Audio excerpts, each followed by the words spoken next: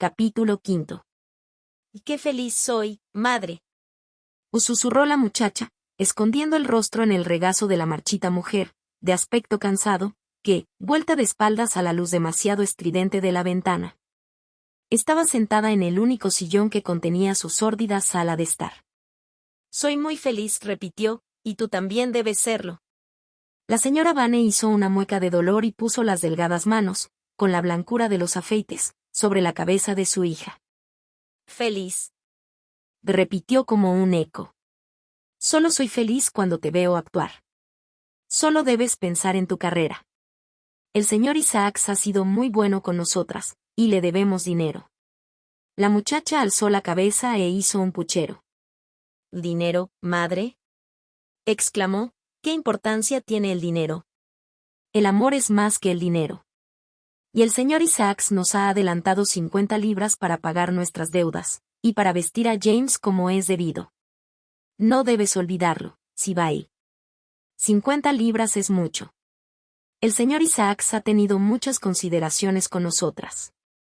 Y no es un caballero, madre, y me desagrada mucho la manera que tiene de hablarme, y dijo la muchacha, poniéndose en pie y acercándose a la ventana. Y no sé cómo podríamos arreglárnosla sin él, respondió la mujer de más edad con tono quejumbroso. Sibyl movió la cabeza y se echó a reír.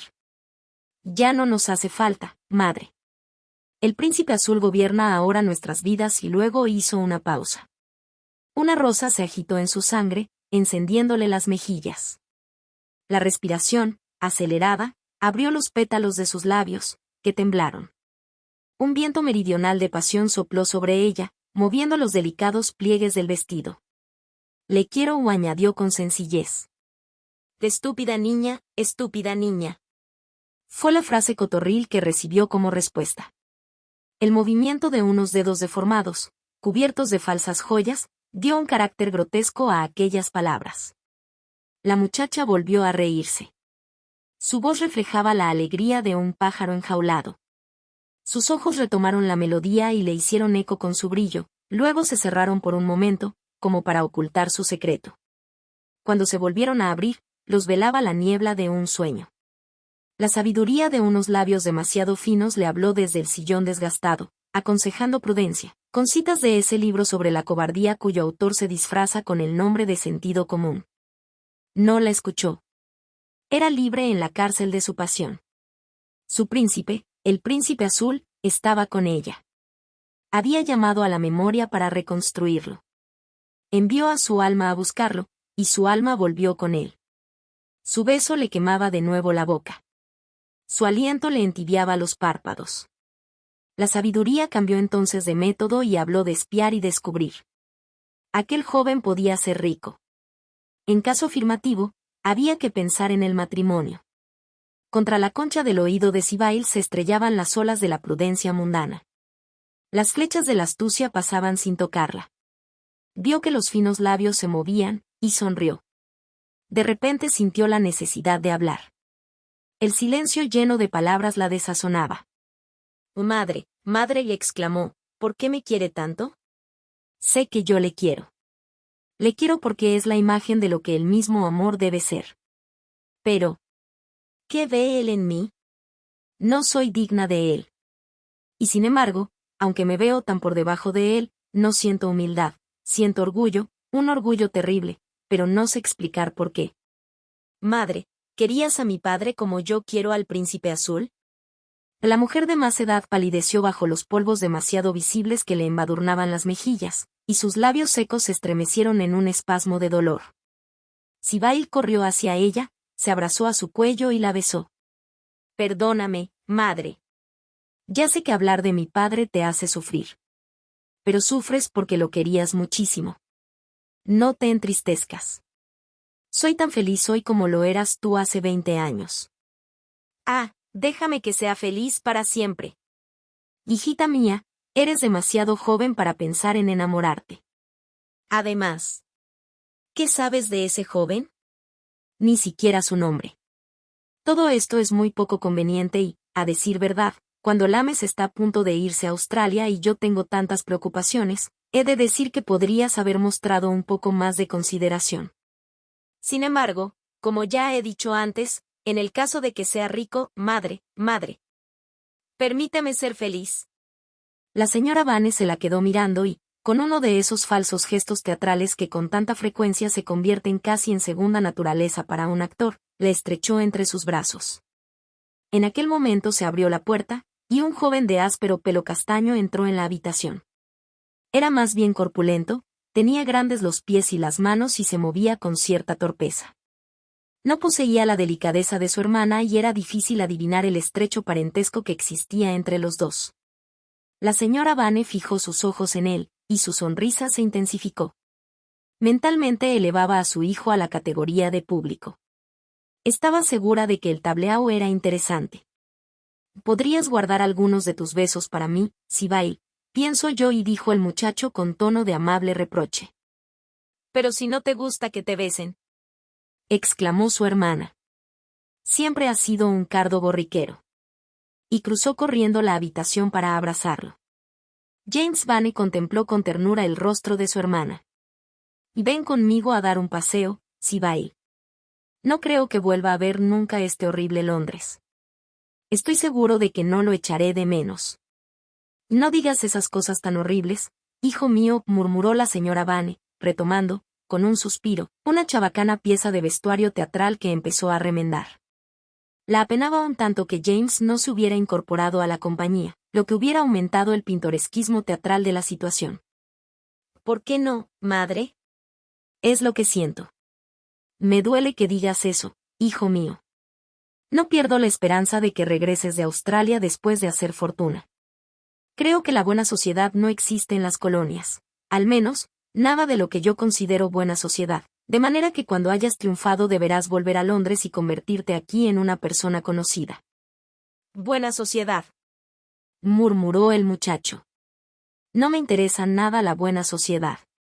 Me gustaría ganar algún dinero para sacaros a ti y a Sibyl de los escenarios. Aborrezco la vida del teatro». «Jim», exclamó Sibyl, riendo, «qué poco amable por tu parte. ¿De verdad quieres dar un paseo conmigo? De eso está bien». «Temía que fueses a despedirte de algunos de tus amigos, de Tom Hardy, que te regaló esa pipa espantosa, o de Ned Landon, que te toma el pelo fumando en ella. Me conmueve que me concedas tu última tarde». «¿Qué hacemos? ¿Vamos al parque?». «No tengo ropa adecuada», respondió su hermano, frunciendo el ceño. «Al parque solo va gente elegante». «¿Y tonterías?», Jim, susurró Sibyl, acariciándole la manga de la chaqueta. James vaciló un momento. «De acuerdo», dijo por fin, «pero no tardes demasiado en vestirte». Sibyl dio unos pasos de baile hasta la puerta. Se la oyó cantar mientras subía corriendo las escaleras y luego el ruido de sus pies en el piso superior. Su hermano recorrió la habitación 2 o 3 veces antes de volverse hacia la figura inmóvil en el sillón. «¿Están listas mis cosas, madre?», preguntó. «Todo está preparado», James, respondió la señora Vane sin levantar los ojos de su labor. Desde hacía varios meses se sentía incómoda cuando se quedaba a solas con aquel hijo suyo tan tosco y tan severo. Temía revelar su secreta frivolidad cada vez que sus miradas se cruzaban. Y se preguntaba con frecuencia si James sospechaba algo. El silencio, porque su hijo no hizo ya ninguna otra observación, llegó a resultarle intolerable y empezó a quejarse. Las mujeres se defienden atacando, como también atacan mediante repentinas y extrañas rendiciones. «Espero que estés satisfecho con tu vida en el mar», y dijo. «Recuerda que eres tú quien la ha elegido. Podrías haber entrado en el bufete de un abogado. Los abogados son personas muy respetables, y en provincias comen a menudo con las mejores familias». «Aborrezco los despachos y los oficinistas», replicó su hijo. «Pero tienes toda la razón. Soy yo quien ha elegido vivir así. Solo te pido que cuides de Sibyl. No permitas que le suceda nada malo. Tienes que cuidarla, madre». «Hablas de una manera muy extraña, James». «Claro está que cuidaré de Sibyl. Me han dicho que hay un caballero que va todas las noches al teatro y luego charla con ella entre bastidores». «¿Es cierto? ¿Qué hay de eso?». «Hablas de cosas que no entiendes, James. En nuestra profesión estamos acostumbradas a recibir atenciones. Hubo un tiempo en que yo misma recibía muchos ramos de flores. Entonces sí que se entendía el trabajo de los actores. En cuanto a Sibyl, ignoro si en el momento actual su interés es serio o no. Pero no hay duda de que el joven que mencionas es un perfecto caballero. A mí me trata con extraordinaria corrección. Por otra parte, da la sensación de ser rico, y las flores que manda son muy bonitas. Pero no sabes cómo se llama, dijo el muchacho con aspereza. Y no, respondió la señora Vane con una plácida expresión en el rostro. No ha revelado aún su verdadero nombre. Y me parece muy romántico. Probablemente se trata de un aristócrata. James Vane se mordió los labios. Y cuida de Sibyl, madre, exclamó. Cuídala. Hijo mío, me duelen mucho tus palabras. Siempre cuido de Sibyl de manera muy especial. Por supuesto, si ese caballero es rico, no hay razón para que no se case con él. Estoy segura de que se trata de un aristócrata. Tiene todo el aspecto, no hay la menor duda. Sería un matrimonio brillantísimo para Sibyl. Harían una pareja encantadora. Es un muchacho muy apuesto, todo el mundo lo advierte. El joven murmuró algo para sus adentros y tableteó sobre el cristal de la ventana con sus dedos de trabajador. Acababa de volverse para decir algo cuando se abrió la puerta y entró Sibyl. «¿Qué serios estáis?», exclamó. «¿Qué sucede?». «En nada», respondió su hermano. «Supongo que a veces hay que ponerse serio. Hasta luego, madre, cenaré a las 5. El equipaje está hecho, a excepción de las camisas, así que no tienes que preocuparte». «Hasta luego, hijo mío», respondió ella, con una inclinación resentidamente majestuosa. Estaba muy molesta con el tono que su hijo había adoptado con ella, y había algo en su mirada que le hacía sentir miedo. «Bésame, madre», y dijo Sibyl. Sus labios florales tocaron la marchita mejilla, entibiando su escarcha.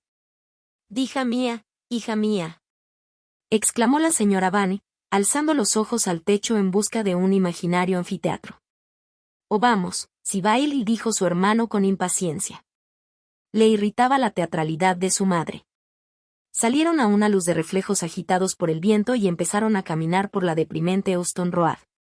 Los viandantes miraban con asombro al joven corpulento y hosco que, con ropa vasta y nada favorecedora, iba acompañado de una joven tan atractiva y de aspecto refinado. Era como un vulgar jardinero paseando con una rosa. Jim fruncía el ceño de cuando en cuando al sorprender la mirada inquisitiva de algún desconocido. Sentía, ante las miradas insistentes, el desagrado que los genios solo conocen ya tarde en la vida, y que siempre acompaña a las personas corrientes. Sibyl, sin embargo, no se daba cuenta en absoluto del efecto que causaba. El amor le temblaba en los labios en forma de risa.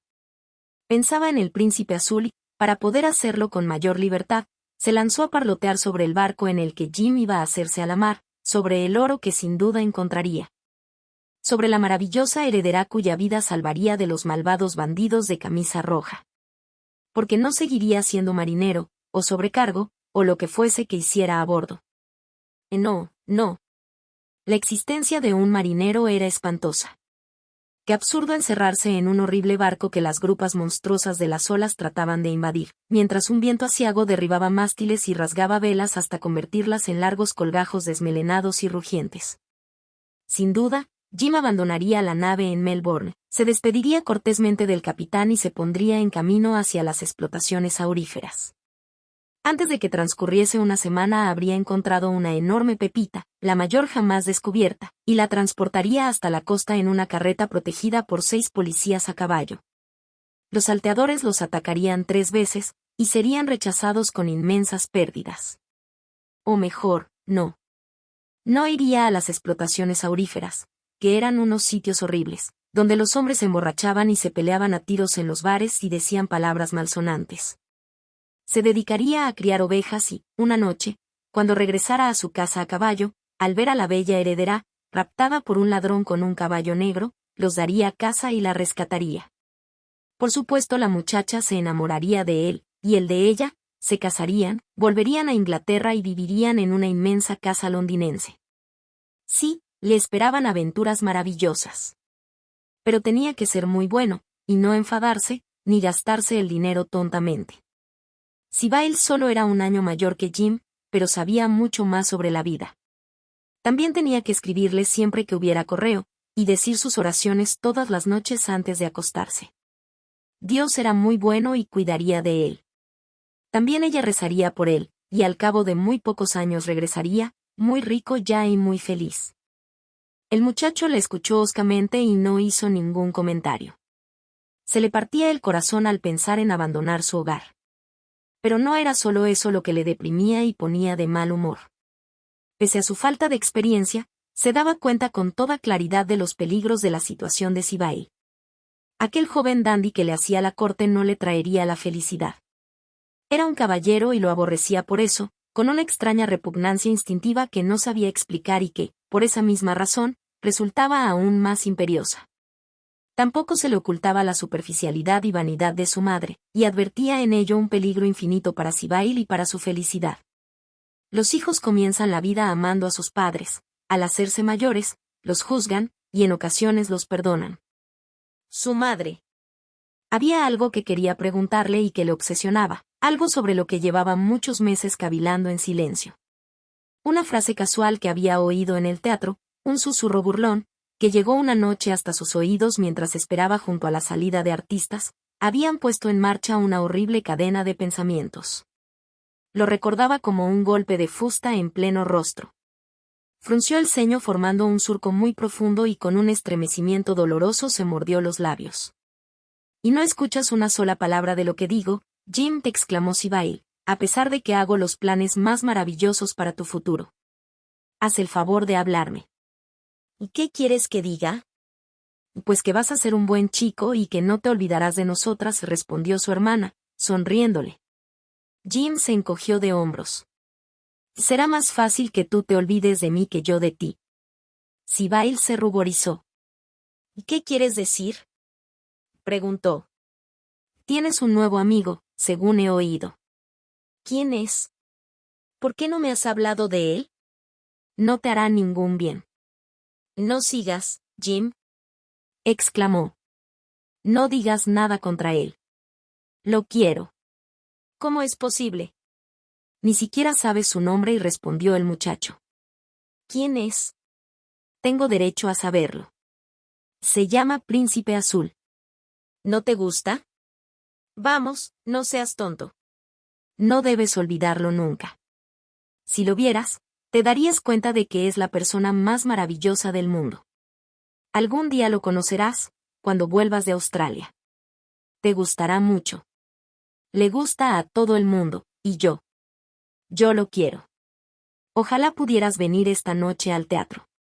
Estará allí, y yo voy a hacer de Julieta». «Ah, ¿cómo interpretaré mi papel?». «Imagínate, Jim. Estar enamorada e interpretar a Julieta. Tenerlo allí, viéndome. Interpretar para darle gusto. Tengo miedo de asustar a la compañía, de asustarlos o de cautivarlos. Amar es superarse. Ese pobre y terrible señor Isaac se hará lenguas de mi talento ante los holgazanes de su bar. Me ha predicado como un dogma, esta noche me anunciará como una revelación. Lo adivino. Y es todo suyo, únicamente suyo, de mi príncipe azul, mi enamorado maravilloso, mi dador divino de todas las gracias. Pero soy pobre a su lado». «¿Pobre? ¿Qué importa eso?». «Si la pobreza llama humildemente a la puerta, el amor entra por la ventana. Hay que volver a escribir nuestros refranes. Se hicieron en invierno, y ahora estamos en verano. Primavera para mí, creo yo, un baile de botones de rosa en un cielo azul». «Es un caballero», y dijo el muchacho con resentimiento. «Un príncipe», exclamó ella, su voz llena de música. «¿Qué más se necesita? Quiere esclavizarte. Me estremece la idea de ser libre. Ten cuidado, te lo ruego. Y verlo es adorarlo, conocerlo es confiar en él. Has perdido la cabeza, Sibyl». Su hermana se echó a reír y lo tomó del brazo. «Mi querido y maduro Jim, hablas como si tuvieras 100 años. Algún día también tú te enamorarás. Entonces sabrás de qué se trata. No pongas ese gesto tan enfurruñado. Debe alegrarte pensar que, aunque tú te vayas, me dejas más feliz que nunca. La vida ha sido dura para nosotros dos, terriblemente dura y difícil. Pero a partir de ahora será diferente. Tú te vas a un mundo nuevo, y yo he descubierto uno. Aquí hay 2 sillas libres, vamos a sentarnos y a ver pasar a la gente elegante. Se sentaron en medio de una multitud de ociosos. Los macizos de tulipanes al otro lado de la avenida ardían, convertidos en palpitantes anillos de fuego. Un polvo blanco, se diría una trémula nube de polvo de lirios, flotaba en el aire jadeante. Los parasoles de colores brillantes subían y bajaban como mariposas gigantes. Sibyl hizo hablar a su hermano de sí mismo, de sus esperanzas, de sus proyectos. Jim se expresaba lentamente y con dificultad. Fueron pasándose palabras como los jugadores se pasan fichas. Sibyl empezó a deprimirse. No lograba comunicar su alegría. Todos sus esfuerzos no conseguían otro eco que una débil sonrisa en las comisuras de aquella boca adusta. Después de algún tiempo dejó de hablar. De repente vislumbró unos cabellos dorados y unos labios que reían. Dorian Gray pasaba en un coche abierto con 2 damas. Sibyl se puso en pie de un salto. Ahí está, exclamó. ¿quién? Mi príncipe azul, y respondió ella, siguiendo la victoria con la vista. También su hermano se puso en pie y la agarró bruscamente por el brazo. Enséñamelo. ¿Quién es? Señálamelo. Tengo que verlo, exclamó, pero en aquel momento se interpuso el coche del duque de Berwick, tirado por 4 caballos, y cuando de nuevo se despejó el horizonte, el otro vehículo había abandonado el parque. Se ha ido, murmuró Sibyl, entristecida. Me gustaría que lo hubieras visto. A mí también me hubiera gustado, porque tan cierto como que hay un Dios en el cielo, si alguna vez te hace daño, lo mataré. Su hermana lo miró horrorizada. Jim repitió lo que había dicho, y sus palabras cortaron el aire como un puñal. La gente a su alrededor se quedó boquiabierta. Una señora que estaba muy cerca rió nerviosamente. Vámonos, Jim, vámonos, susurró Sibyl. Él la siguió, sin dejarse intimidar, a través de la multitud. Se alegraba de haber dicho lo que había dicho. Cuando llegaron a la estatua de Aquiles, Sibyl se volvió hacia su hermano. La piedad de sus ojos se transformó en risa al llegar a los labios. «Le estás loco, Jim, completamente loco», y le dijo, moviendo la cabeza, un chico con muy mal genio, «eso es todo». ¿Cómo puedes imaginar cosas tan horribles? No sabes lo que dices. Sencillamente tienes celos y eres muy poco amable. Ojalá te enamorases. El amor hace buenas a las personas, y eso que has dicho ha sido una maldad. Tengo 16 años, respondió Jim, y sé lo que me digo. Nuestra madre no te ayuda en absoluto. No sabe cómo hay que cuidarte. Preferiría no tener que irme a Australia. Estoy por mandarlo todo a paseo. Lo haría si no hubiera firmado el contrato. No te pongas tan serio, Jim. Eres como uno de los héroes de esos melodramas estúpidos que a nuestra madre tanto le gustaba representar. No me voy a pelear contigo. Lo he visto y verlo es la felicidad perfecta. No reñiremos. Sé que nunca harás daño a alguien a quien yo ame, ¿verdad que no? Y no, mientras todavía lo quieras, imagino, fue su hosca respuesta. Le querré siempre, exclamó Sibyl. Y él. También siempre. Más le vale. Sibyl se apartó ligeramente de él. Luego se echó a reír y le puso la mano en el brazo. No era más que un niño. En Marble Arch tomaron un ómnibus que los dejó cerca de su modesto hogar. Eran más de las 5, y Sibyl tenía que descansar echada un par de horas antes de la representación. Jim insistió en que lo hiciera. Dijo que prefería despedirse de ella cuando su madre no estuviera presente. Con toda seguridad haría una escena, y Jim detestaba cualquier clase de escena. Se separaron en la habitación de Sibyl. El corazón del muchacho estaba dominado por los celos, y sentía un odio feroz, asesino, contra aquel extraño que, en su opinión, se había interpuesto entre ellos. Sin embargo, cuando Sibyl le echó los brazos al cuello y le acarició el cabello con los dedos, Jim se ablandó y la besó con sincero afecto. Tenía los ojos llenos de lágrimas mientras bajaba las escaleras. Su madre lo esperaba abajo. Se quejó de su falta de puntualidad al verlo entrar. Jim no respondió, pero se sentó para consumir su modesta cena. Las moscas zumbaban en torno a la mesa y corrían sobre el mantel poco limpio. Entre el ruido sordo de los ómnibus y el alboroto de los coches de punto, oía la voz monótona que devoraba cada uno de los minutos que le quedaban. Al cabo de algún tiempo apartó el plato y ocultó la cabeza entre las manos. Estaba convencido de que tenía derecho a saber. Tendrían que haberse y lo dicho antes, si todo había sucedido como él sospechaba. Su madre lo observaba dominada por el miedo. Las palabras salían maquinalmente de sus labios. Con los dedos retorcía un pañuelo de encaje hecho jirones. Al dar las 6 el reloj de pared, Jim se puso en pie y se dirigió hacia la puerta. Luego se volvió y sus miradas se encontraron. En los ojos maternos descubrió una desesperada solicitud de compasión que lo llenó de cólera. «Madre, hay algo que tengo que pedirte», dijo. Los ojos de la señora Vane deambularon sin rumbo por el cuarto, pero no contestó. «Dime la verdad. Tengo derecho a saber». «¿Estabas casada con mi padre?» La señora Vane dejó escapar un hondo suspiro, un suspiro de alivio. El terrible momento, el momento que había temido de día y de noche, durante semanas y meses, había llegado al fin, pero no sentía terror. En cierta medida, de hecho, fue más bien una desilusión. Una pregunta tan vulgarmente directa exigía una respuesta igualmente directa. No era una situación a la que se hubiera llegado poco a poco. Era tosca. A la señora Vane le hizo pensar en un ensayo poco satisfactorio. «No», respondió, maravillada de la dura simplicidad de la vida. «En ese caso mi padre era un sinvergüenza», exclamó el muchacho, apretando los puños. Su madre negó con la cabeza. «Yo sabía que no estaba libre. Nos queríamos mucho. Si hubiera vivido, habría atendido a nuestras necesidades. No lo condenes, hijo mío. Era tu padre y un caballero. Pertenecía a una excelente familia». A Jim se le escapó un juramento. «A mí no me importa», te exclamó, «pero no permitas que así va él. Es un caballero, no es eso, el tipo que está enamorado de ella, o dice que lo está. De una familia excelente, también, imagino». Por un instante, la señora Vane se sintió terriblemente humillada. Inclinó la cabeza. Se limpió los ojos con manos temblorosas. «Sibyl tiene madre», murmuró, «yo no la tenía».